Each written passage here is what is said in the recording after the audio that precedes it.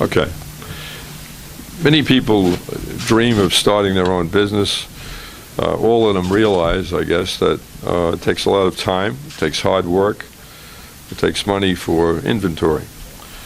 But we allege that Cornell Poyser, who was an assistant manager at TJ Maxx store, which is located in Oceanside in Nassau County, didn't want to wait. So we found a creative but quite illegal way.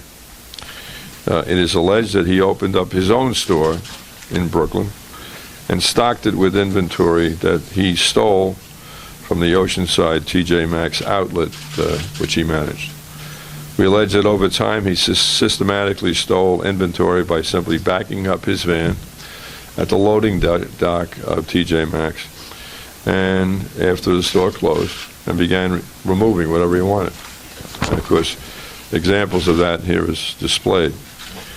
And TJ Maxx, you probably know, is a store chain with 100 or 1,000 stores throughout the United States. It sells luggage, clothing, footwear, perfume, furniture, and other products. It's alleged that the defendant's thefts took place over some time and were uncovered earlier in the year when an audit by TJ Maxx revealed that the sales volume at the Oceanside store was far below the inventory being shipped to the store. TJ Maxx immediately assigned their internal investigators, which is known as the Marmax Group, to investigate further. Marmax, in May, began to review store security video, which showed Poyser removing boxes and bags of merchandise from the back of the store. Over the next few weeks, the investigators conducted surveillance and observed that Poyser took more items out the back door of the Oceanside TJ Maxx and placed these items into a minivan. They followed Poyser to a store located in East Flatbush, in East Flatbush section of Brooklyn. And they followed him on July 28th and August 3rd. The store was opened by Poyser while they watched, and he brought the stolen merchandise into the store. Now, since the store was located in Brooklyn, obviously, Marmax referred the matter to our office. Detective investigators from our Special Investigations Unit and my Rackets Division were assigned. And on August the 6th, 2 undercover detectives posing as shoppers went to the store in East Flatbush. One of the undercover officers purchased a pair of shoes that had a portion of a TJ Maxx price sticker attached to it. The TJ Maxx price was $129.99. Our detective paid $50. Poyser was working in the store at the time and told the undercover that if you had any interest in some additional shoes, he didn't have the sizes for other shoes at this point. On August the 8th, detectives from my office, along with the Marmax investigators, conducted another surveillance. And they observed the defendant removing goods from the Oceanside store and placing them in his minivan. This was all captured on videotape, which I'm told that the glitch has been overcome, so we're going to show you. This is his minivan. It's the back loading dock of the TJ Maxx in Nassau County. This is him coming to the loading dock carrying merchandise. You're going to see in a moment he drops it to the floor near the ground near where the minivan is. There's a couple bags, here's a box.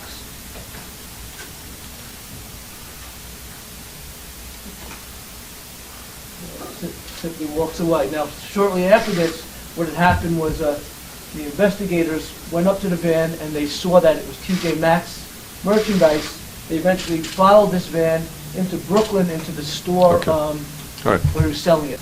At the store, the detectives from our office arrested Mr. Poyser and recovered thousands of dollars worth of merchandise from the van. And the next morning, a search warrant was executed at the store in East Flatbush. The store was stocked top to bottom with TJ Maxx merchandise, including items still in the boxes that have been shipped to TJ Maxx and items bearing the TJ Maxx stickers and price tags. In the store's basement were items with TJ Maxx security tags attached. These tags can only be removed by a special device, and that device was stolen from TJ Maxx and also found in the basement. In addition, the racks and display shelves in the Brooklyn store came from outside of TJ Maxx. And it's estimated that the stolen goods in the store and the van were valued at about $130,000.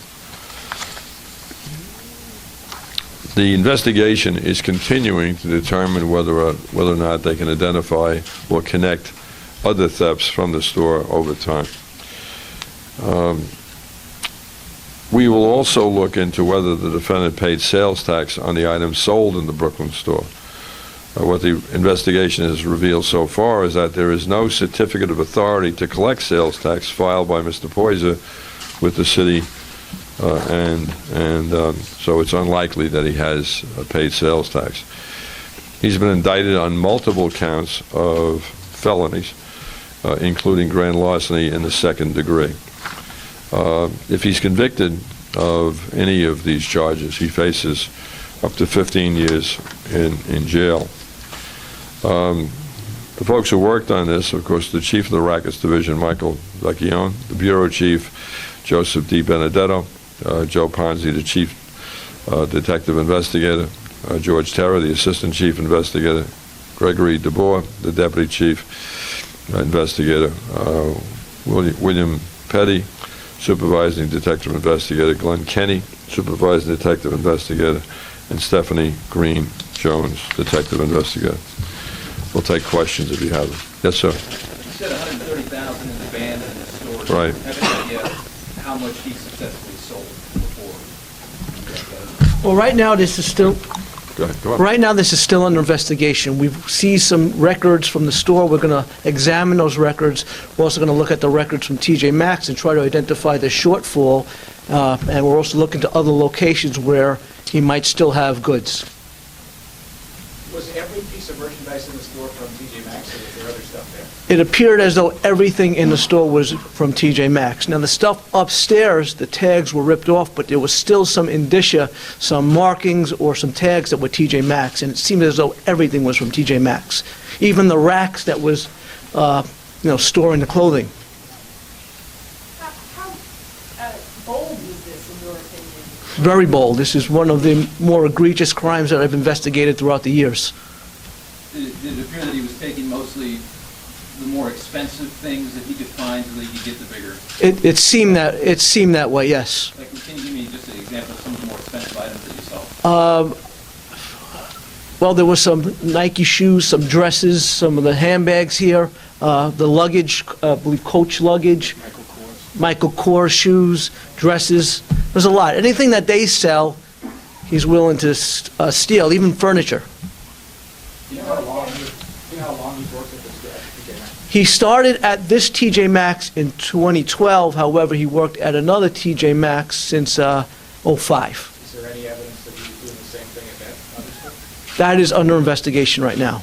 How long did he have the store in Brooklyn? He had the store in Brooklyn since 2012, but we believe he had another store in another location in Brooklyn since '08. He was stealing the whole time from 08? That is still under investigation. We have to really look at the records to try to determine that. Do you have a name for the store and a way of kind of marketing it to the neighborhood? Interestingly enough, the store itself had no awning, no name on the awning. However, our investigation through different databases reveal a store called Stefani, Stefani Boutique. Some receipts also use the phrase Stefani Boutique, so that's what we would say is the name.